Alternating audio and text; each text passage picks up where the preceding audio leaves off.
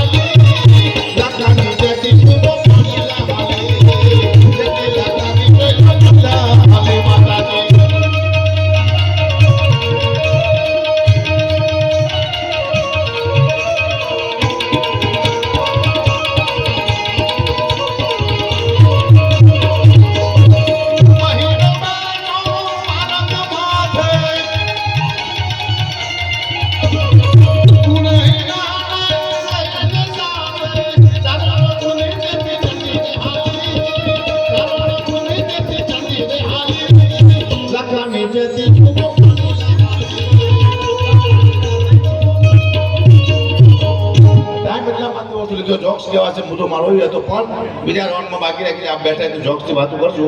કલાકાર જાજા છે આપણી પાસે. શું ભાઈ કંઈ આપણે ફરમાઈશથી લાવો તો કંઈક આપવાનું હતું, કંઈ મને લાવો તો જલ્દી લાવો બરાબર. હવે કલાકાર બીજા આવે છે.